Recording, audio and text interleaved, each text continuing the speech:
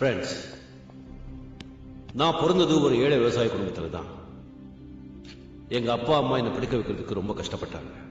ஸ்காலர்ஷிப்ல தான் படிச்சு அமெரிக்கா போய் இன்னைக்கு இந்த நிலைமைக்கு வந்திருக்கேன். நான் பிறந்த மண்ணுக்கு ஏதாவது செய்யணும்னு விரும்புறேன். நம்ம நாட்டில் ஒருமை இன்னும் ஒழியல. நல்ல கல்வியால தான் ஒருமையை ஒழிக்க முடியும். அதனால சிவாஜி யூனிவர்சிட்டின்னு ஆரம்பிச்சு எல்கேஜில இருந்து பிஹெச்டி வரைக்கும், ஆர்ட்ஸ்ல இருந்து மெடிக்கல் வரைக்கும் எல்லாருக்கும் இலவசமா கல்வி கொடுக்க போறேன்.